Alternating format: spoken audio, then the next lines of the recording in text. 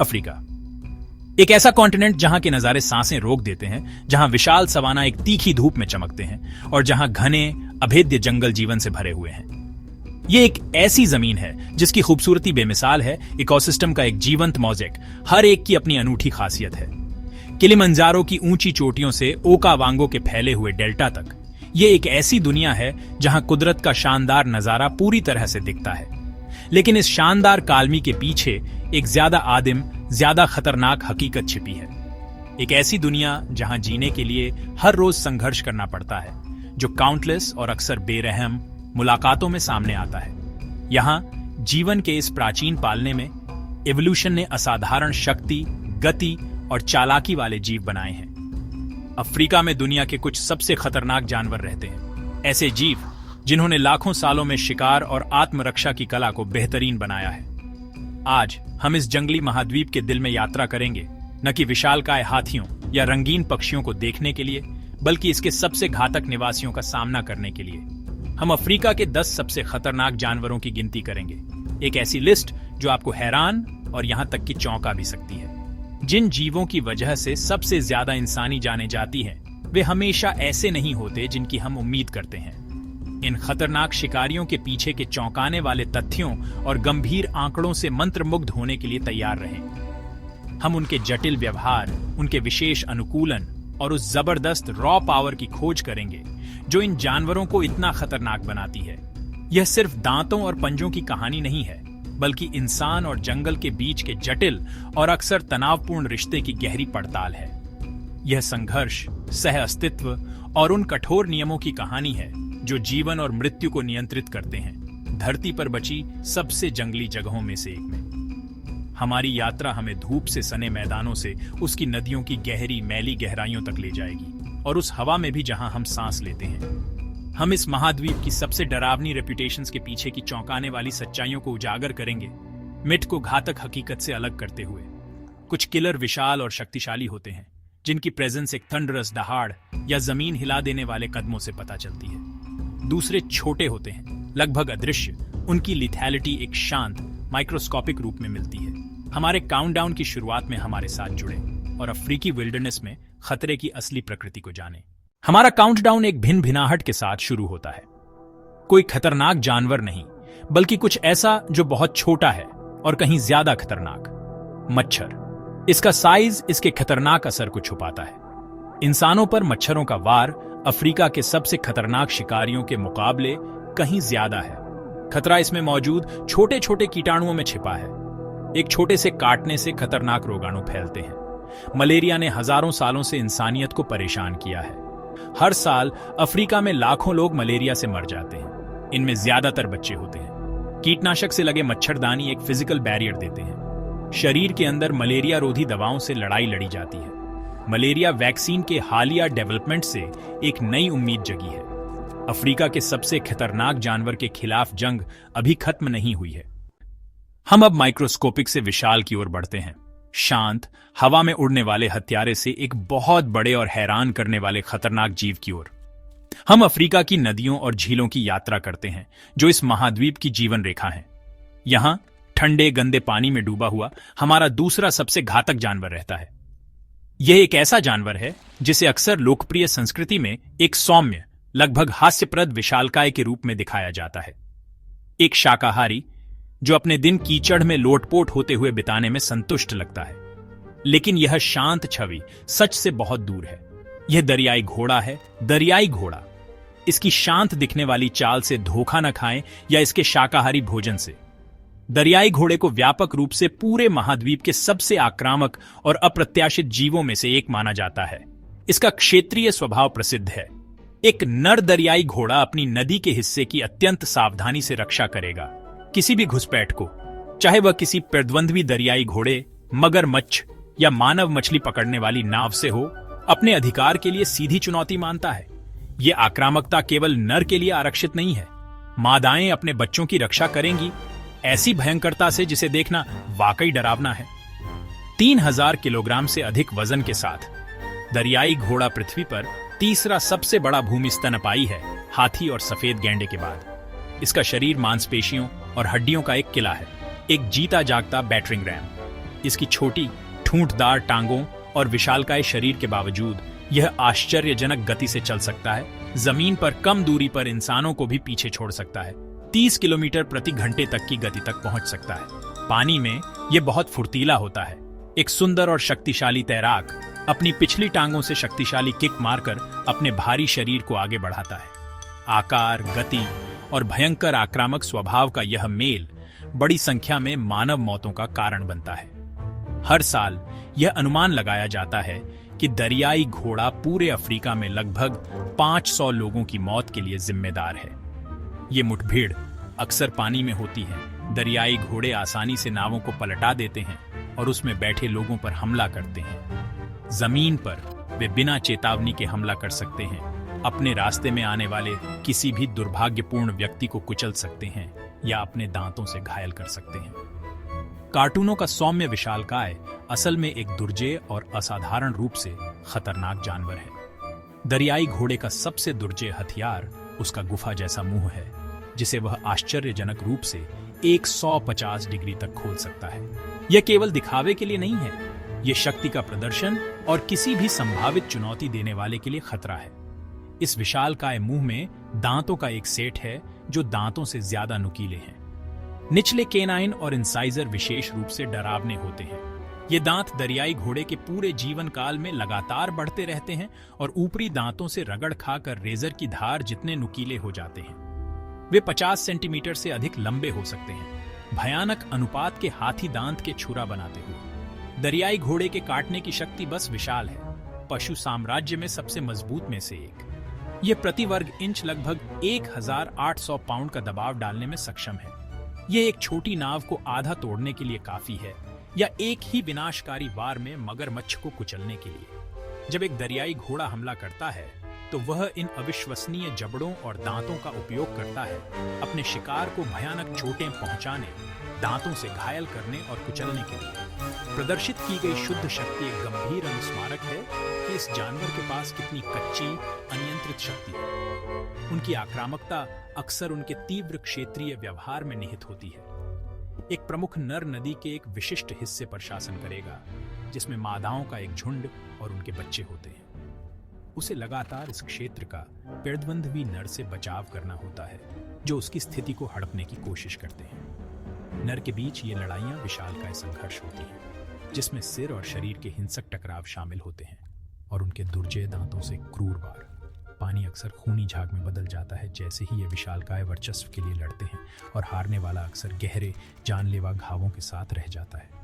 यह अंतर्निहित आक्रामकता केवल अपनी ही प्रजाति की ओर निर्देशित नहीं है। जो कुछ भी उनके व्यक्तिगत स्थान में प्रवेश करता है उसे खतरा माना जाता है। पारंपरिक खोदी हुई कैनों में मछुआरे विशेष रूप से कमजोर होते हैं। एक दरियाई घोड़ा सीधे नाव के नीचे से ऊपर आ सकता है, इसे आसानी से पहुंच सकता है और फिर पानी में मौजूद लोगों को हमला कर सकता है। जमीन पर भी खतरे अपने पर दरियाई घोड़े रात में पानी से ऊपर चले जाते हैं और कभी कई किलोमीटर अंदर तक यात्रा करते हैं। अगर वे चौंक जाते हैं और पानी में लौटने का उनका रास्ता अवरुद्ध हो जाता है तो वे विस्फोट बचने का बहुत कम मौका छोड़ते हैं।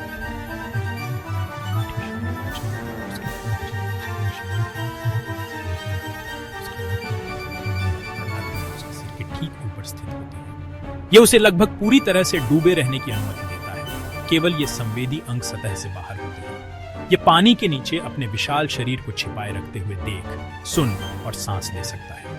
ये संभावित खतरों पर घात लगाने के लिए एक महत्वपूर्ण अनुकूलन है और दिन के सबसे गर्म समय में खुद को तीव्र अफ्रीकी धूप से बचाने के लिए, अपनी त्वचा को धूप से बचाने के लिए दरियाई घोड़े के पास एक और उल्लेखनीय रहस्य है। यह एक गाढ़ा, तैलीय, लाल रंग का तरल पदार्थ स्रावित करता है, जिसे अक्सर ब्लड स्वेट कहा जाता है। यह पदार्थ न तो खून है और न ही पसीना, बल्कि एक अनूठा प्राकृतिक सनस्क्रीन है। इसमें ऐसे पिगमेंट होते हैं जो अल्ट्रावायलेट लाइट को सोख लेते हैं, संवेदनशील त्वचा को सनबर्न से बचाते हैं। इसमें एंटीबायोटिक गुण भी होते हैं, जो एक ऐसे जानवर के लिए अविश्वसनीय रूप से महत्वपूर्ण है जिसे क्षेत्रीय लड़ाइयों के दौरान अक्सर गहरे घाव होते हैं। यह प्राकृतिक मरहम अक्सर गंदे पानी में संक्रमण को रोकने में मदद करता है। पानी में इतना समय बिताने के बावजूद दरियाई घोड़े पारंपरिक अर्थों में सच्चे तैराक नहीं हैं। पर्याप्त गहरे पानी में वे एक प्रकार की जलीय सरपट चाल से चलते हैं, अपने शक्तिशाली पैरों से नदी के तल से धक्का लगाते हुए। गति का यह तरीका आश्चर्यजनक रूप से कुशल है, उन्हें सतह के नीचे सुंदरता और गति के साथ चलने की अनुमति देता है। वे 5 मिनट तक अपनी सांस रोक सकते हैं, पानी को बाहर रखने के लिए अपने नथुने और कान बंद कर लेते हैं, जिससे वे पानी के नीचे काफी दूरी तय कर सकते हैं। अक्सर जहां वे डूबे थे वहां से बहुत दूर अप्रत्याशित रूप से ऊपर आते हैं। यह अर्धजलीय जीवन मनुष्यों के साथ संघर्ष की निरंतर संभावना पैदा करता है। नदियां और झीलें लोगों के लिए भी महत्वपूर्ण संसाधन है, मछली पकड़ने के लिए, परिवहन के लिए और कृषि के लिए। जैसे जैसे मानव आबादी बढ़ती है, वे दरियाई घोड़े के आवासों पर तेजी से अतिक्रमण करते हैं। यह निकटता अनिवार्य रूप से अधिक बार और अक्सर घातक मुठभेड़ों की ओर ले जाती है। दरियाई घोड़ा एक ऐसा प्राणी जो अपनी दुनिया के लिए पूरी तरह से अनुकूल है, हमारी दुनिया में एक घातक खतरा बन जाता है। वन्य जीवों की जरूरतों और मानव सभ्यता के विस्तार के बीच चल रहे संघर्ष का एक स्पष्ट प्रतीक। यहाँ अफ्रीका की बड़ी नदियों के धूप वाले किनारों पर डायनासोर के युग का एक अवशेष इंतजार कर रहा है। नील मगरमच्छ लाखों सालों के विकास से बिल्कुल सही बना जीव है। ये एक ऐसा शिकारी है जिसका डिजाइन बड़े रेंगने वाले जीवों के समय से ज्यादा नहीं बदला है। उसकी कवच वाली खाल उसे बहुत अच्छी सुरक्षा देती है, जबकि उसकी ताकतवर पूंछ उसे पानी में जोरदार गति से आगे बढ़ा सकती है। मगरमच्छ की दुनिया इंद्रियों से जुड़ी है, जो नदी की आवाजों के हिसाब से अच्छी तरह से सधी हुई है। एक ऐसी कालमी से इंतजार करता है जो बेजान लगने लगती है, मौत का एक लट्ठा जो पानी में बह रहा है। इन खतरनाक पानी में अपनी प्यास बुझाने वाले किसी भी जीव के लिए एक जानलेवा गलती। चबाने के लिए नहीं, बल्कि बहुत ताकत से पकड़ने के लिए बना है। मगरमच्छ एक जानलेवा तकनीक का इस्तेमाल करता है जिसे डेथ रोल कहते हैं। अपने शिकार को पानी के नीचे खींचकर एक तेजी से पानी वाली मौत देता है। अफ्रीका के सबसे बड़े ताजे पानी के शिकारी के तौर पर नील मगरमच्छ का अपने पानी वाले इलाके पर पूरा राज है। ये जीव अफ्रीकी महाद्वीप की कच्ची बेकाबू भावना को दिखाता है। जीवित रहना लगातार चौकसी से जीती गई जीत है। शिकार खुद चुपके और अचानक हमले का एक बढ़िया उदाहरण है। आखिरी हमला कच्ची विस्फोटक ताकत का एक शानदार नजारा है। जबड़े अपनी मशहूर ताकत से बंद होते हैं और जीवित रहने की लड़ाई शुरू होती है। यह शिकारी कौशल जिंदगी भर के अनुभव से निखरता है। मगरमच्छ के साथ उसके निर्विवाद प्राचीन झल्लाद के रूप में यह साझा जगह हमेशा टकराव की ओर ले जाती है। नील मगरमच्छ को ग्रामीण अफ्रीका में रहने वाले लोगों के लिए सबसे खतरनाक जानवरों में से एक बनाता है। कई संस्कृतियों की सामूहिक चेतना में एक आदमखोर के रूप में उसकी पहचान मजबूत होती है। ऐसी प्रजाति की सुरक्षा करना जो इंसान के जीवन के लिए सीधा खतरा पैदा करती है, एक नाजुक संतुलन की जरूरत है। अफ्रीका की बड़ी नदियों में बसी प्राचीन शक्ति मगरमच्छ टिका रहता है। जो भी उसके इलाके में आता है उससे सतर्कता की मांग करता है। पूरे अफ्रीकी सवाना में शेर का राज चलता है। ताकत का प्रतीक शेर की दहाड़ उसके इलाके का ऐलान करती है। शेर झुंडों में रहते हैं जो सहयोग की जटिल सामाजिक संरचनाएं हैं। शेरनियां प्राइमरी शिकारी होती हैं जो शिकार करने के लिए मिलकर काम करती हैं। नर शेर झुंड की रक्षा करते हैं, उनकी अय्याल ताकत की निशानी होती है। लेकिन शेर को खतरों का सामना करना पड़ता है, घटते आवास और इंसानों के साथ संघर्ष। शाम होते ही शिकार शुरू हो जाता है। शेरनियां चुपके से अपनी जगह लेती हैं, बिना आवाज किए बात करती हैं। अंतिम हमला स्पीड और टीम वर्क का एक धमाका होता है। शिकार के बाद झुंड भोजन शेयर करता है। शेरों को लकड़बग्घों से मुकाबला करना पड़ता है। सबसे बड़ा खतरा इंसानों के बढ़ने से आवाज का नुकसान है। राजा खतरे में है और उसका भविष्य हमारे हाथों में है। उसकी दहाड़ अब बचने की गुहार है। अफ्रीका के जंगलों और घास के मैदानों में एक सच्चा जायंट घूमता है। अफ्रीकी हाथी धरती पर सबसे बड़ा लैंड एनिमल है, जो गहरी सूझबूझ वाला प्राणी है, गहरी संवेदनशीलता वाला और कॉम्प्लेक्स सोशल स्ट्रक्चर्स वाला है। उनका इमेंस साइज सांस रोक देता है। बड़े बुल शोल्डर पर लगभग 4 मीटर ऊंचे होते हैं और 6 टन से ज्यादा वजन के होते हैं। लेकिन उनकी फिजिकल ग्रैंडर के अलावा एक रिमार्केबल कैपेबिलिटी का दिमाग होता है। हाथियों के पास एनिमल किंगडम में सबसे बड़े दिमागों में से एक होता है और वे ऐसे बिहेवियर दिखाते हैं जिन्हें हम अभी समझना शुरू ही कर रहे हैं। दुख, एम्पैथी, प्रॉब्लम सॉल्विंग और टूल्स का इस्तेमाल। वे सिर्फ बिहीमथ्स नहीं हैं, वे रिच इमोशनल लाइव्स वाले सेंशिएंट बीइंग्स हैं। उनका समाज मैट्रियार्कल है, जिसे सबसे पुरानी और अनुभवी फीमेल लीड करती है। ये मैट्रियार्क ज्ञान की एक जीती जागती लाइब्रेरी है। उसकी मेमोरी हर्ड के सर्वाइवल की कुंजी है। उसे ड्राउट्स के दौरान वाटर होल्स की लोकेशंस याद रहती हैं। एंशिएंट माइग्रेटरी पैथ्स के रास्ते और बदलते सीजन्स में खाना खोजने की सबसे अच्छी जगहें भी। वह अपनी एक्सटेंडेड फैमिली को गाइड करती है, जिसमें उसकी बेटियां, बहनें और उनके कैल्व्स होते हैं, एक लाइफ टाइम में 70 साल तक एक्यूमुलेटेड विजडम के साथ। इन फैमिली यूनिट्स के अंदर के बॉन्ड्स बहुत मजबूत होते हैं, सपोर्ट और अफेक्शन का एक नेटवर्क जो जेनरेशंस तक बना रहता है। हाथियों के बीच कम्युनिकेशन असाधारण रूप से सोफिस्टिकेटेड होता है। वे वोकलाइजेशंस के एक विशाल रेपर्टवार का उपयोग करते हैं, अलार्म के ट्रम्पेट से लेकर रीएश्योरेंस की सॉफ्ट रंबल्स तक। इनमें से कई साउंड्स इंफ्रासोनिक होते हैं, इतनी कम फ्रीक्वेंसी पर प्रोड्यूस होते हैं कि ह्यूमन ईयर उन्हें डिटेक्ट नहीं कर पाता। फिर भी वे ग्राउंड और एयर के जरिए कई किलोमीटर्स तक ट्रैवल कर सकते हैं, जिससे अलग अलग हर्ड्स बहुत दूर से भी कांटेक्ट में रह पाते हैं। वे टच, सेंट और बॉडी लैंग्वेज की एक कम्प्लेक्स अरे के जरिए भी कम्युनिकेट करते हैं, उनके कानों के फड़फड़ाने से लेकर उनकी ट्रंक की पोस्चर तक। जानकारी की यह कांस्टेंट स्ट्रीम उनके इंट्रिकेट सोसाइटी को एक साथ रखती है। हाथी की ट्रंक बायोलॉजिकल इंजीनियरिंग का एक कमाल है, नाक और ऊपरी होंठ का एक फ्यूजन जिसमें 40,000 से ज्यादा इंडिविजुअल मसल्स होती है, फिर भी कोई बोन्स नहीं होती। यह अविश्वसनीय रूप से पावरफुल भी है, एक पेड़ को उखाड़ने में सक्षम है और एक्सक्विजिट रूप से डेलिकेट भी, घास का एक अकेला पत्ता भी उठा सकती है। वे इसका उपयोग सांस लेने, सूंघने, पानी पीने और ऑब्जेक्ट्स को पकड़ने के लिए करते हैं। यह दुनिया के साथ इंटरैक्ट करने के लिए उनका सबसे जरूरी टूल है, एक सेंसिटिव और वर्सेटाइल अपेंडेज जो परफेक्टली इलस्ट्रेट करता है यूनिक कॉम्बिनेशन को इमेंस पावर और जेंटल प्रिसीजन की, जो इस मैग्निफिसेंट एनिमल को डिफाइन करती है। उनकी इंटेलिजेंस और सोशल कम्प्लेक्सिटी हमारे डीपेस्ट रिस्पेक्ट का आदेश देती है। अपनी वेल डॉक्यूमेंटेड इंटेलिजेंस और आमतौर पर शांत स्वभाव के बावजूद एक अफ्रीकी हाथी नेचर की एक शक्ति है जिसे कभी कम नहीं आंका जाना चाहिए। जब थ्रेटन, प्रोवोक या फ्राइटन किया जाता है तो उनका इमेंस साइज और पावर डेवास्टेटिंग कॉन्सिक्वेंसेस के साथ अनलीश हो सकता है। एक adult elephant 40 kilometre per hour तक की स्पीड से दौड़ सकता है, एक टेरिफाइंग चार्ज जिससे बचने की उम्मीद कम होती है। उनके टस्क्स, जो दरअसल इलोंगेटेड इंसाइजर टीथ होते हैं, फॉर्मिडेबल वेपन्स हैं, एक राइनोसरस की हाइड को भेदने में सक्षम है या एक व्हीकल को आसानी से पलटने में भी। उनकी पावरफुल ट्रंक का एक अकेला स्वीप हड्डी तोड़ सकता है और तुरंत किसी व्यक्ति को गिरा सकता है। एक हाथी का बिहेवियर अनप्रेडिक्टेबल हो सकता है, खासकर मस्ट में बुल्स के साथ। मस्त मेल एलिफेंट्स में हाइटेंड एग्रेशन और सेक्सुअल एक्टिविटी की एक पीरियडिक स्टेट है, जो रिप्रोडक्टिव हार्मोन्स में मैसिव सर्ज से ड्रिवन होती है। इस दौरान एक बुल बेहद डेंजरस और एराटिक हो सकता है, बिना प्रोवोकेशन के दूसरे एनिमल्स और यहां तक कि इनएनिमेट ऑब्जेक्ट्स पर भी हमला कर सकता है। उनकी टेम्पोरल ग्लैंड सूज जाती हैं और एक थिक टार जैसी चीज सीक्रेट करती हैं। उनकी वॉलेटाइल स्टेट की एक क्लियर विजुअल वार्निंग है। सबसे अनुभवी गाइड्स भी मस्ट में एक बुल को बहुत वाइड बर्थ देते हैं, यह समझते हुए कि उसका बिहेवियर रीजन से परे है और उसकी पावर एब्सोल्यूट है। प्रोटेक्टिव मदर्स पोटेंशियल डेंजर का एक और सोर्स है।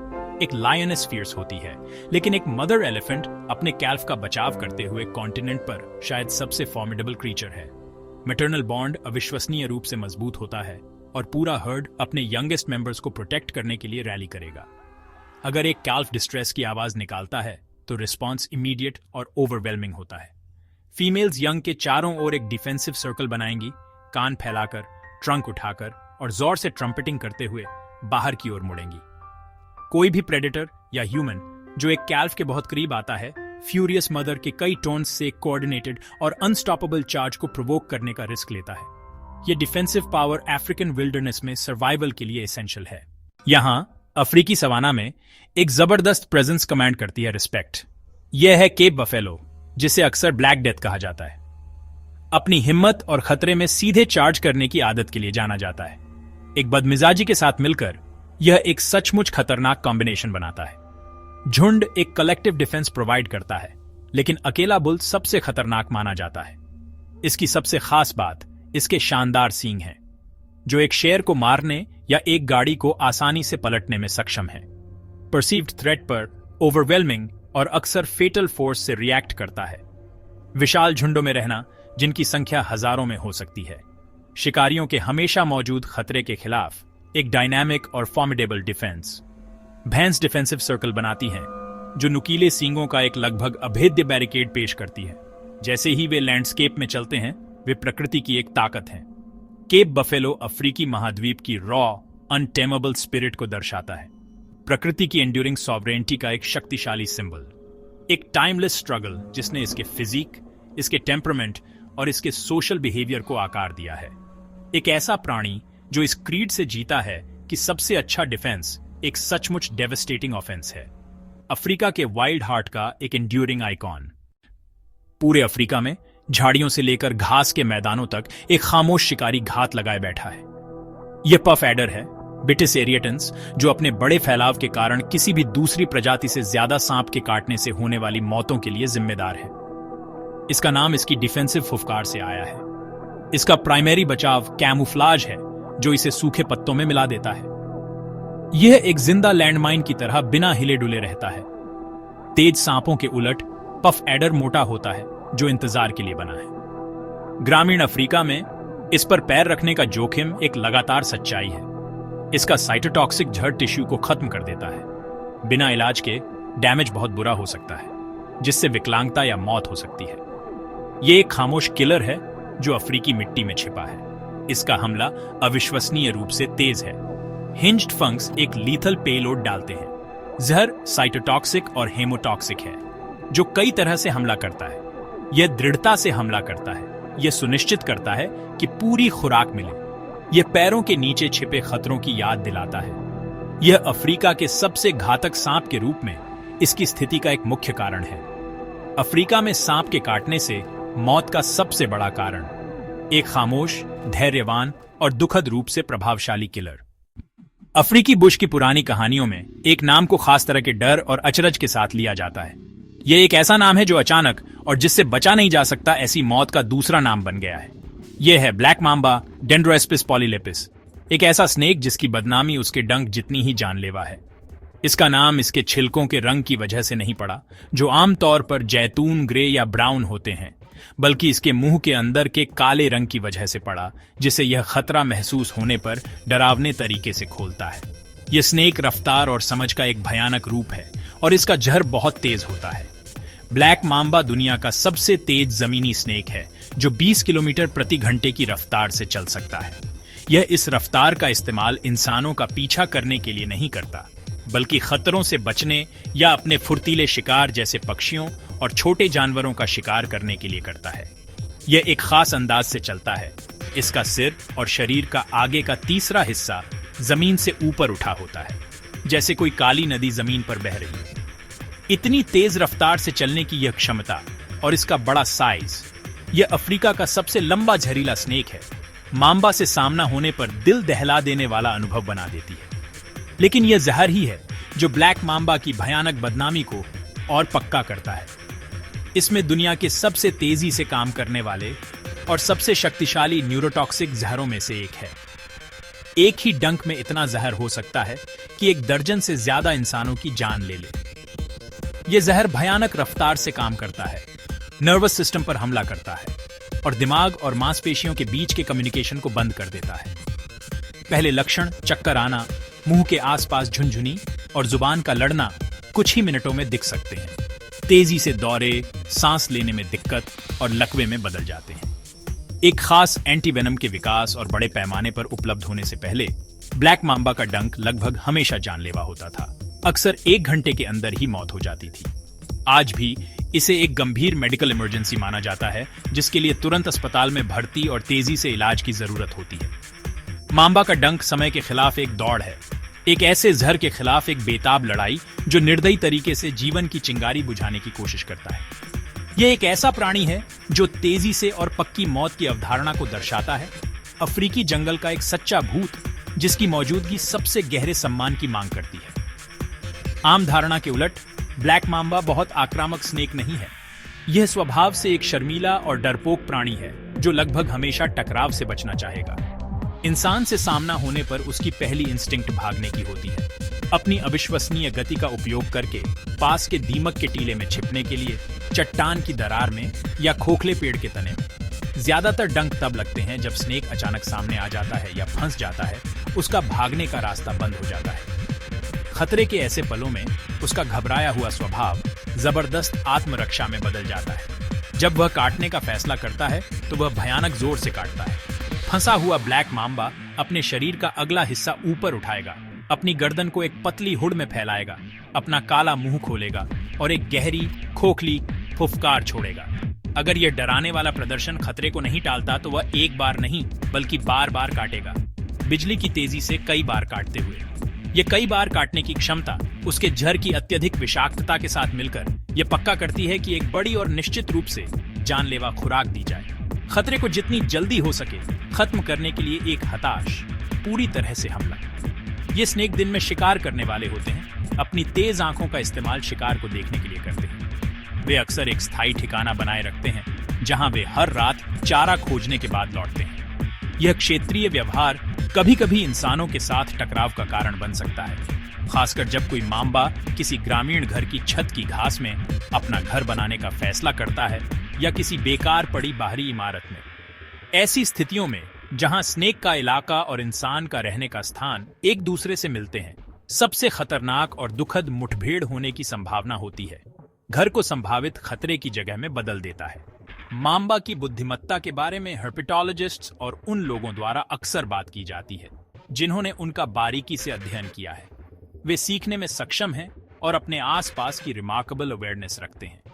वे माइंडलेस किलिंग मशीन्स नहीं हैं, बल्कि जटिल और अत्यधिक विकसित शिकारी हैं जो एक खतरनाक दुनिया में घूमते हैं।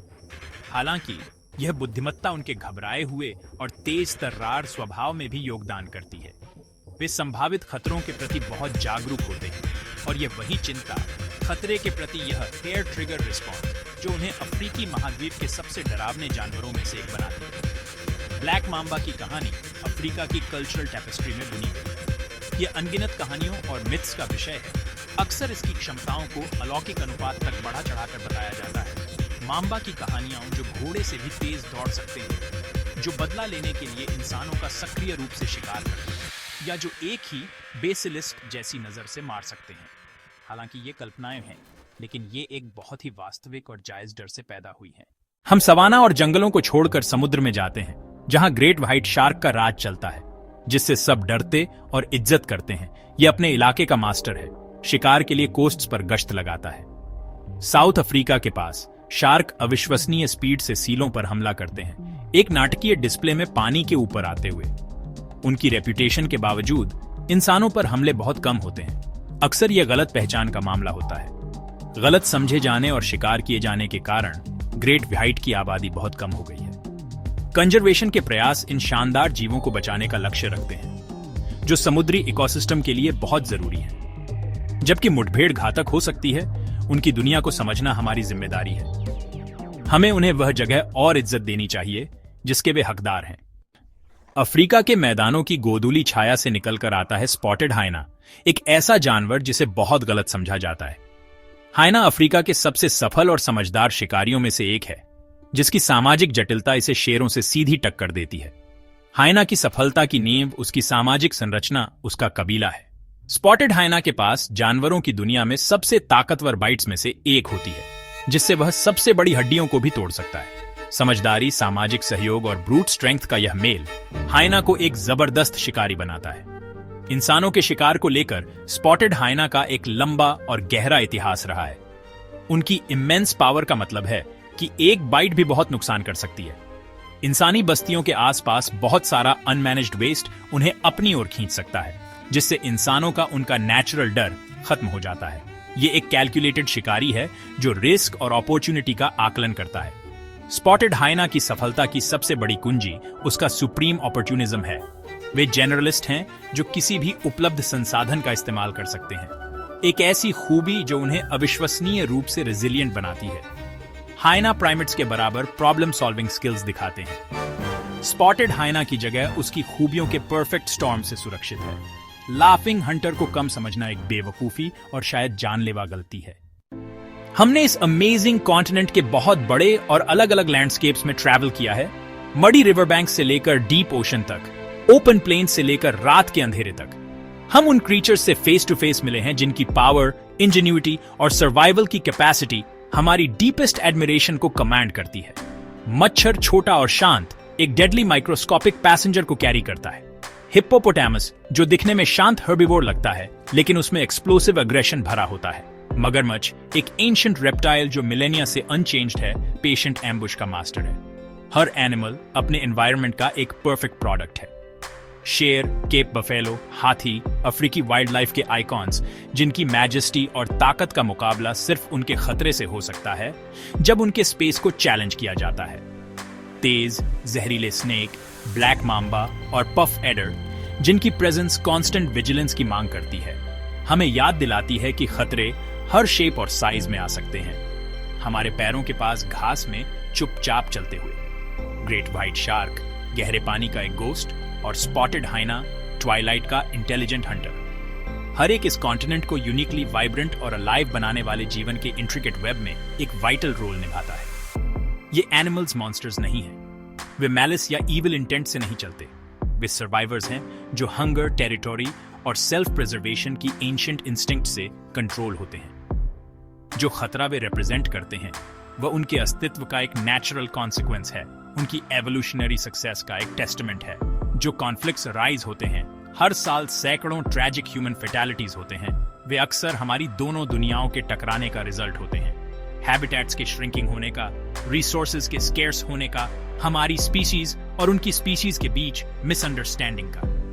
वे नेचर की अनटेमेबल पावर की एक स्टार्क और हम्बलिंग रिमाइंडर हैं। अफ्रीका की वाइल्ड लाइफ ब्रेथ टेकिंग है, ग्लोबल सिग्निफिकेंस का एक ट्रेजर है जो वंडर और ओ इंस्पायर करता है। लेकिन जब हम इसकी ब्यूटी और कम्प्लेक्सिटी पर मार्वल करते हैं तो हमें हमेशा याद रखना चाहिए कि यह एक वाइल्ड जगह है। यह न तो कोई पार्क है, न ही कोई प्लेग्राउंड। यह एक ऐसी दुनिया है जहां सर्वाइवल के नियम एब्सोल्यूट और अनफॉरगिविंग हैं। यहां वेंचर करने के लिए, इन मैग्निफिसेंट और डेंजरस क्रीचर्स के साथ रहने के लिए सिर्फ कॉशन से ज्यादा की जरूरत है। इसके लिए एक प्रोफाउंड और अनवेवरिंग रिस्पेक्ट की जरूरत है, क्योंकि इस दुनिया में रिस्पेक्ट सिर्फ एक वर्च्यू नहीं है, यह सर्वाइवल की एब्सोल्यूट की है। किस एनिमल ने आपको सबसे ज्यादा सरप्राइज किया? हमें कमेंट्स में बताएं और ज्यादा शॉकिंग वाइल्ड लाइफ फैक्ट्स के लिए सब्सक्राइब करना ना भूलें।